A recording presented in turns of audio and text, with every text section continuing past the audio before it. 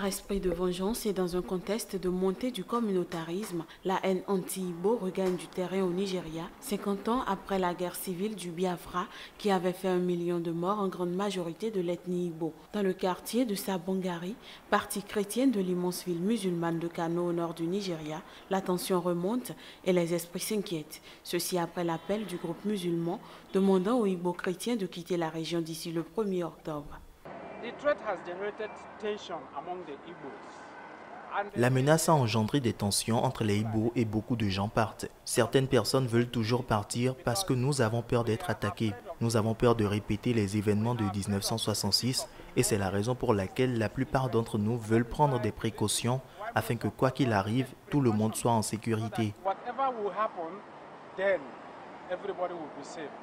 En effet, le récent appel du groupe de l'Arewa, jeunes musulmans radicaux du Nord, intervient sur fond de division ethnique et régionale. Il fait écho au message successionniste et virulent de l'IPOB, le mouvement pour les peuples indigènes du Biafra, sous l'égide de son chef charismatique, Nnamdi Kanu. La plupart d'entre nous vivent dans le Nord depuis très longtemps et pour ce genre de menaces à venir, c'est vraiment malheureux et nous sommes amers à ce sujet.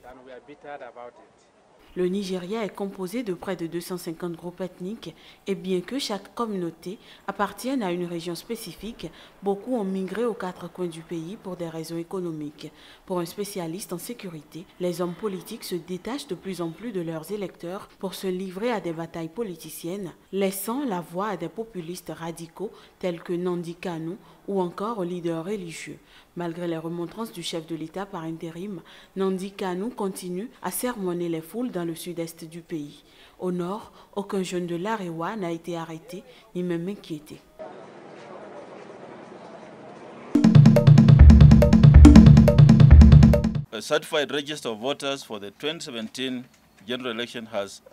Le registre officiel des électeurs pour l'élection générale de 2017 compte au total 19 611 423 électeurs.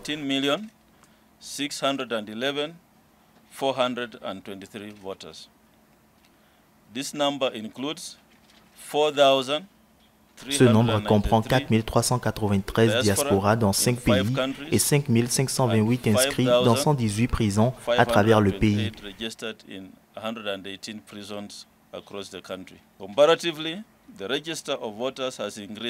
Comparativement, le registre des électeurs a augmenté de 36%, soit un chiffre de 5 222 642 électeurs depuis 2013.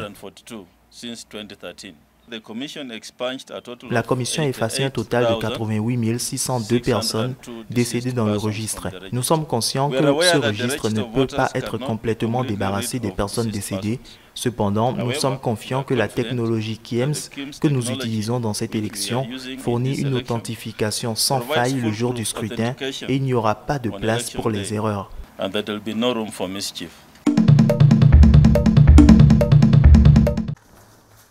La mode comme passion et comme arme contre les clichés, Mandisa Swane s'active dans son atelier au cœur de Soweto. À la tête d'une PME, elle habille le monde de Soweto à Londres en passant par Atlanta. Une preuve de plus pour cette styliste de 42 ans que l'on peut réussir quand on vient d'un township.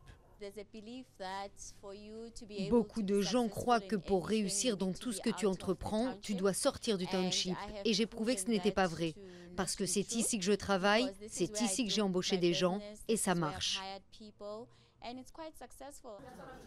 Derrière ce succès se cache Soweto's Box Shop, une ONG locale qui vient en aide aux artisans du township en exportant leurs produits.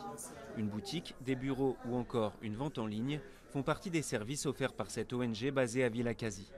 Les entrepreneurs présentent un business plan et bénéficient de cours de management. Une initiative inédite en Afrique du Sud. Nous avons essentiellement appuyé des entrepreneurs locaux en veillant à ce que tous les fournisseurs soutiennent ces petites entreprises dans la communauté.